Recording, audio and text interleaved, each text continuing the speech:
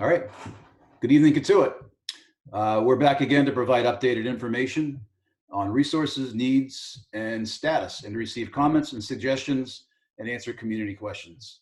I'm Chief Paul Rude from Cotuit Fire, and I'll let the rest of the panel introduce themselves now. Jim Danhauser from the Cotuit Civic Association. I'm Jessica Rapp-Corsetti, Precinct 7 Town Councilor. Mark Robinson, the Chairman of the Water Commission. I'm Angela Minky-Baloo. I'm the pastor at the Cotuit Federated Church.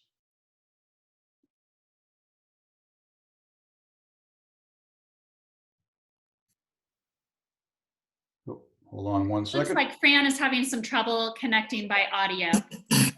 Kevin Connolly, representing the Cotuit Fire District Commissioners. And Chief, if you'd indulge me just one quick comment. I'd like to thank you for your leadership preparing for COVID-19. You were ahead of the curve on a lot of items, and the village has been a beneficiary of that effort. In addition, I want to thank you and the entire department for the dedication and commitment to the village, not just during these trying times, but every day. Thank you. Thank you.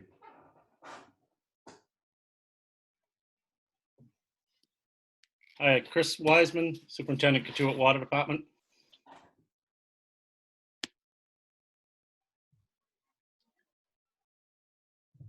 Do we get everybody? Jim Parks, Prudential. Thank you. We'll start with an opening prayer from Pastor Baloo. I have a book called The Cure for Sorrow, written by Jan Richardson, and she's graciously allowed people to use this digitally in this time, and she wrote A Blessing in the Chaos. So hear this blessing this day. To all that is chaotic in you, let there come silence. Let there be a calming of the clamoring, a stilling of the voices that have laid their claim on you, that have made their home in you, that go even to the holy places but will not let you rest, will not let you hear your life with wholeness and grace that fashioned you. Let what distracts you cease, let what divides you cease, let there come an end to what diminishes or demeans, let depart all that keeps you in its cage. Let there be an opening into the quiet that lies behind the chaos, where you find the peace that you did not think was possible, and see what shimmers within the storm. Amen. Great.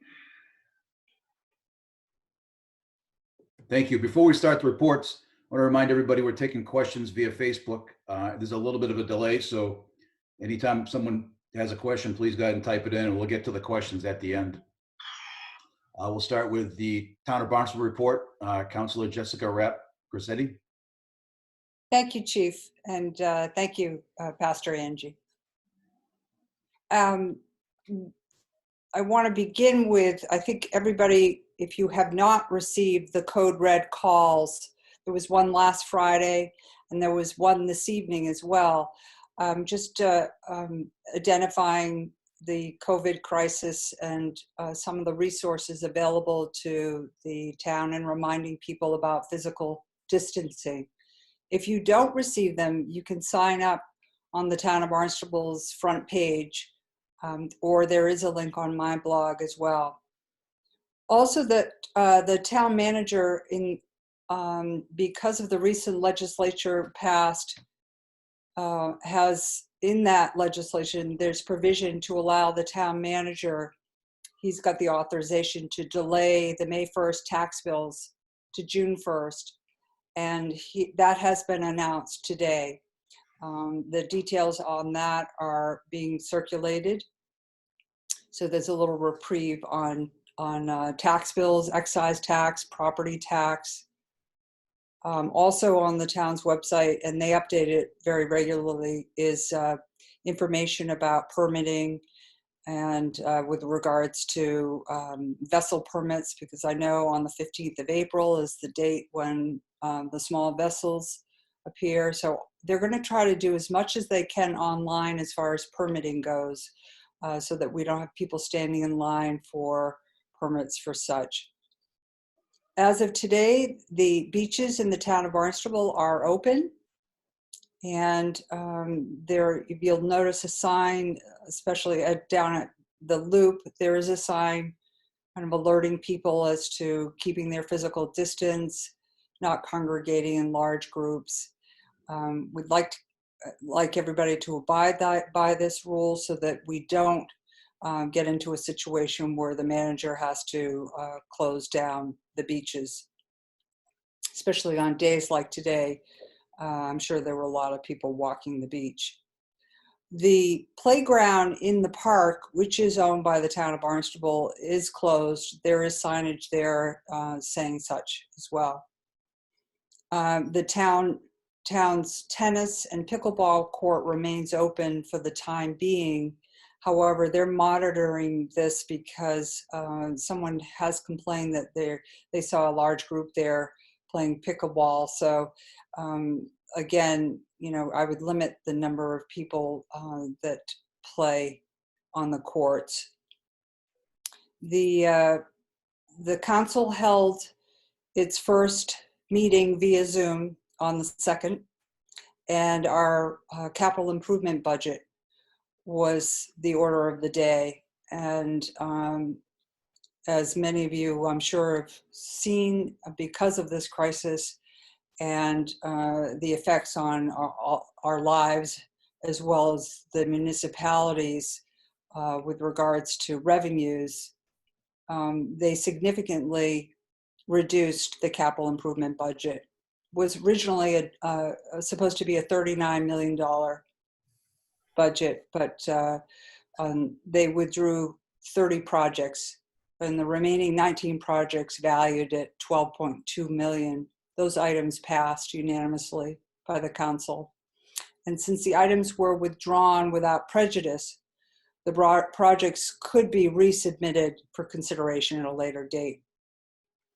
There was two items with regards to Cotuit, pertinent to Cotuit, within the public road appropriation.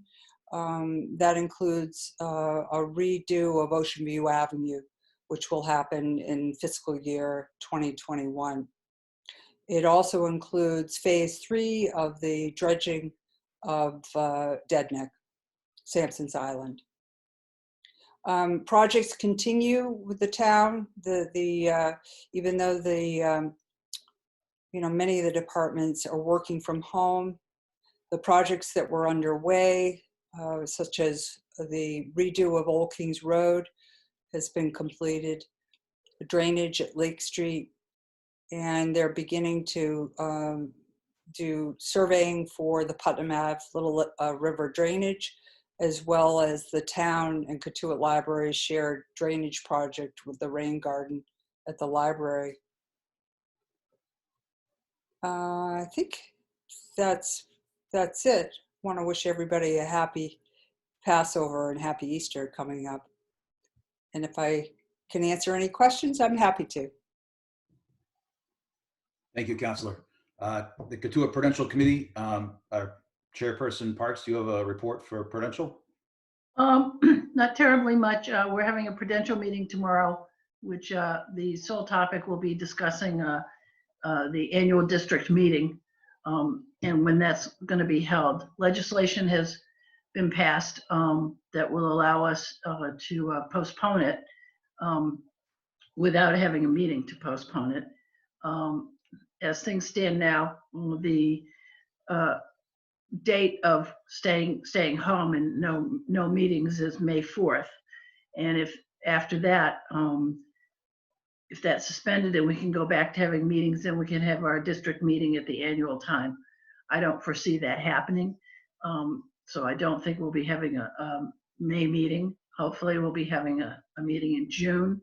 If not, there's legislation that allows us to continue to spend at FY20 limits and go into deficit spending. The governor has approved that until we're able to have an annual meeting. So Mark Boudreau has been working with Charlie Sabat of COMM and some other districts to make sure that the legislation that's in process and has been passed in Boston includes districts, because very frequently legislation leaves us out.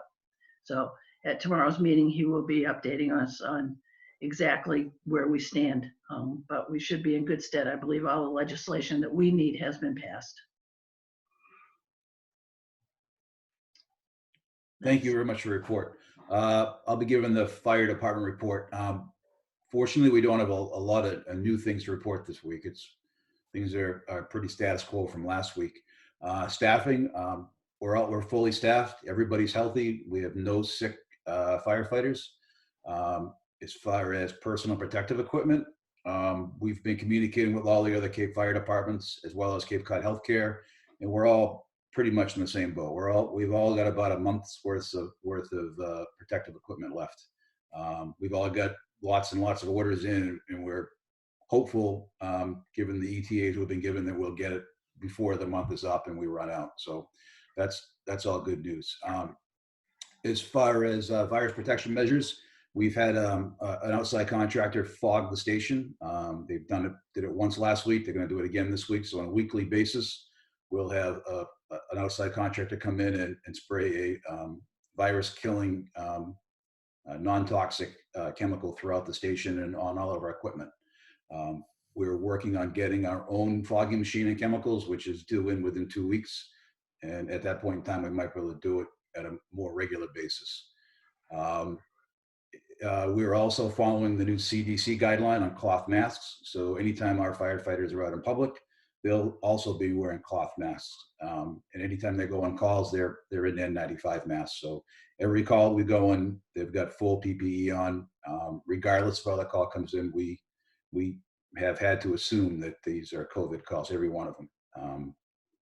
We've been surprised several times, and fortunately, we've always had our gear on, so we need to just assume it's that every single time. As far as capacity, we're down about 20% from the last 30-day period compared to the last year. People are doing what they're supposed to do. They're staying home. They're following precautions. They don't want to go to the hospital for unnecessary reasons, so people are helping out quite a bit. Cape Cod Hospital has, in our Friday conference call with the fire departments, we were notified that they've got reserve capacity. They are not full, neither Cape Cod or Falmouth. They're doing well. They have set up off-site step-down units. They've got a nursing home that they took over, an old nursing home in Brewster, and another nursing home in Falmouth that they are setting up COVID step-down units. So they've got surge capacity that they're putting online. And we all have heard that the governor's looking at setting up a field hospital out at Joint Base Cape Cod. So we're all planning for the worst and cautiously hoping for the best. That's kind of where we are right now. We're open for business. Our station is closed to the public, but we're here to provide all the services we always have. We're available by telephone and electronic messaging at any point in time. I'll pass it on next to the water department. Superintendent Wiseman. Thank you, Chief. I'm going to start out just kind of reiterating what I said last week. Our offices and lobby are closed to the public. We are working in a limited but safe workload capacity. If you need to reach us, we're still there manned from 8 to 4:30 every day. We're handling emergencies and any safe workload that we can handle, which means not in contact with the public, where we can keep our social distancing and everything. But we're really just only handling emergencies and anything for the safety of my guys and for the public. A couple other things. Some people might have noticed that the minimum bills just went out. They were sent out on the 30th of March. The bill is for $50 and it covers the first 10,000 gallons of usage for the billing period through January 2020 to May 2020. The bills are due by the May 30th.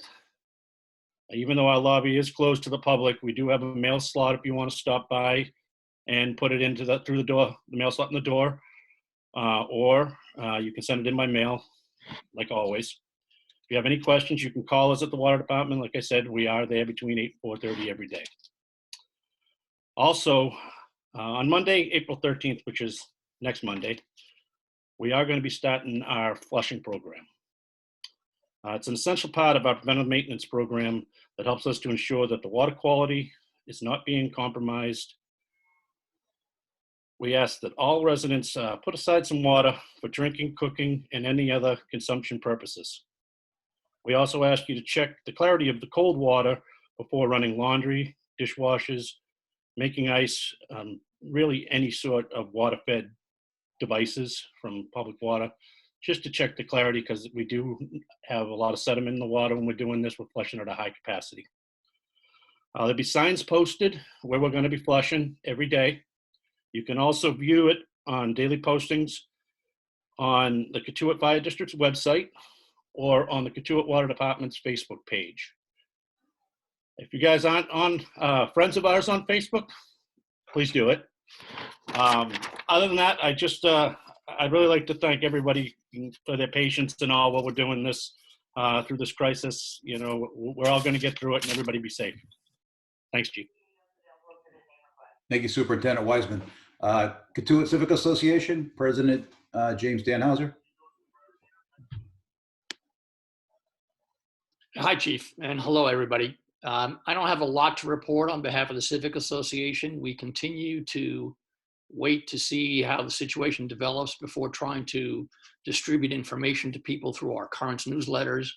And again, anybody has any questions about anything going on in the village that they would like to get answers to, feel free to email us at cotuitcivicassociation@gmail.com, and we'll try to get answers for you.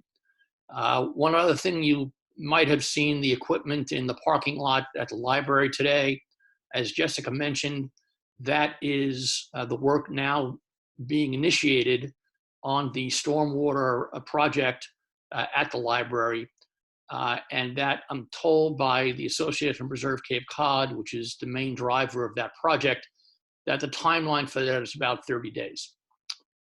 That's all I had to say, Chief. Thank you, President Danhauser.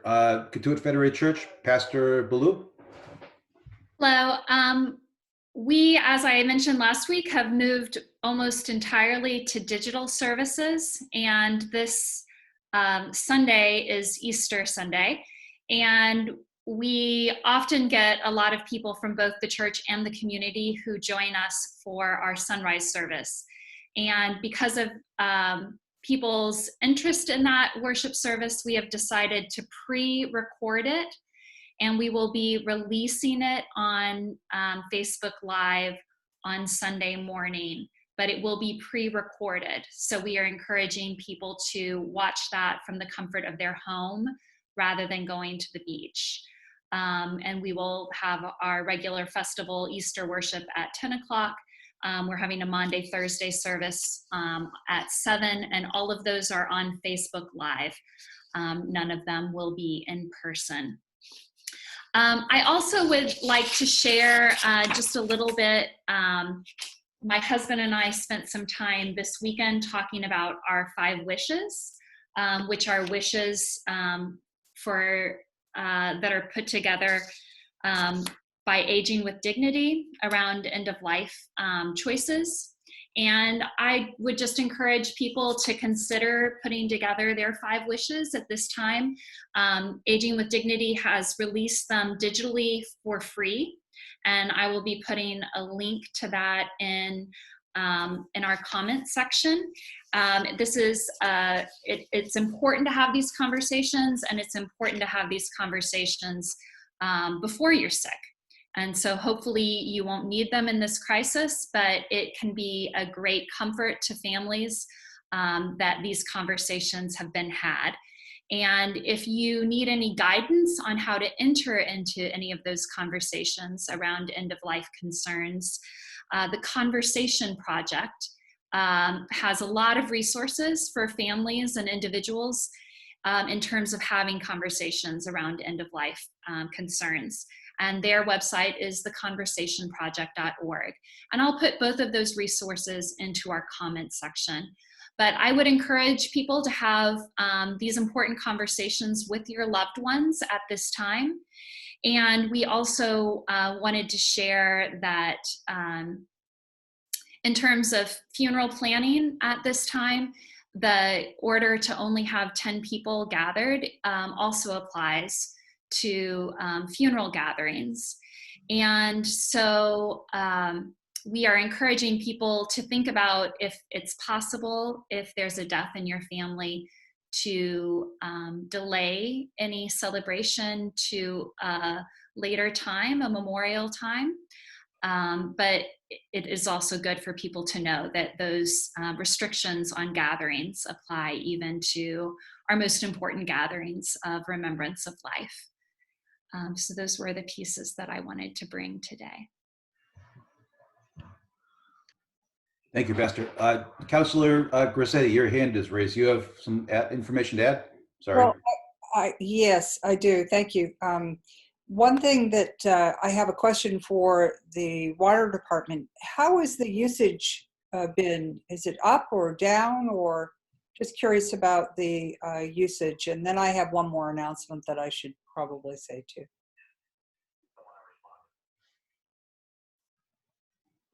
The usage has been right around the same right now. I tend to see that that's probably going to go down after the last set of bills went out with the increase. We won't know till July to get a more accurate count. Till June we do our July reading. That'll give us a better guess. But right now we had the same usage because I think a lot of people didn't really realize how much was going to happen or increase was going to be there. Okay, thank you.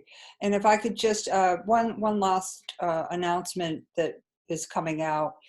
The town of Barnstable is closing the recycling areas of the transfer station and will not reopen those areas until at least May 4th.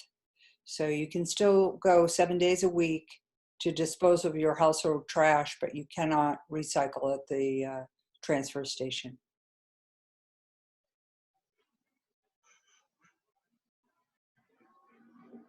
Thank you, Councilor. Pastor Baloo, would you mind reading off the questions from Facebook if you have access to those, please? Sure. Thanks. We have a comment that next time it would be helpful for us to rename and put what department we are connected with. So we will try to do that. We have a question about the opening prayer, and I will post that. We have a question: are there any known positive cases in Cotuit?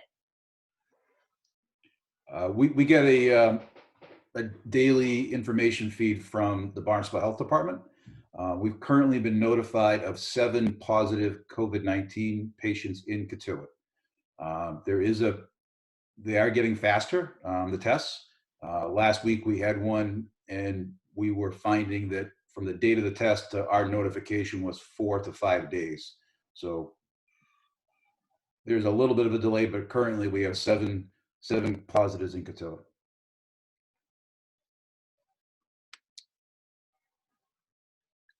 We have a question about, can we send our email to get the daily notices of where the flushing is happening for that day? And if yes, what is the email address to use?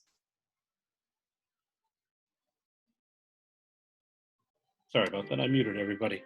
Yes, you can send your email. You can notify us with an email. You can send that to jen@cotuitfiredistrict.org.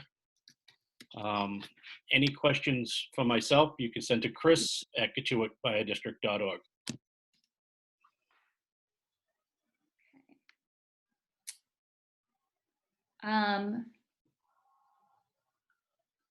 We heard last an update about the number of COVID-19 cases in Cotuit last week. There were 3. How many are there now, and what was the date that the count was taken? That we covered. when does the recycling ban go into effect at the transfer station? It would be effective immediately. They're going to do a slow rollout, it's called. So they'll slowly stop it, but it's effective immediately.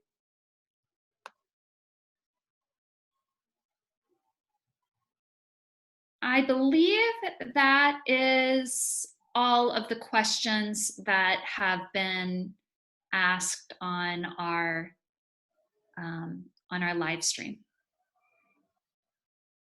Thank you. Before we go to some concluding words from the pastor, anybody else have anything else they'd like to add? Yes, I'd like to add just one thing.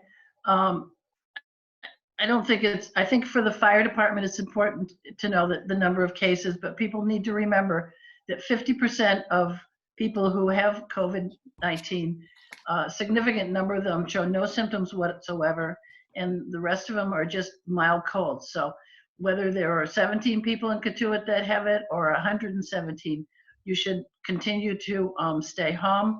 And when you go out, practice good hand washing, and you just basically need to assume that everyone else is contagious. I think that's the best policy to follow. Thank you. No, great point. We're also trying to set good examples as the fire department. We're following CDC's recommendations and masking up whenever in public. And I think overall our community is doing a great job. And I think it's really showing because the hospitals aren't overwhelmed and they're keeping up. So it's kind of a credit to the community. So Pastor, concluding words? We have one more question that's come in, and that is, should we be wearing masks around the village?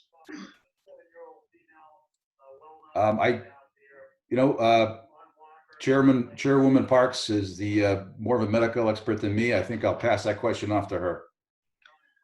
I think if it makes you feel comfortable, that's fine. But really, the main purpose of a mask would be for somebody who's actually contagious, and to prevent them from spreading it to other people.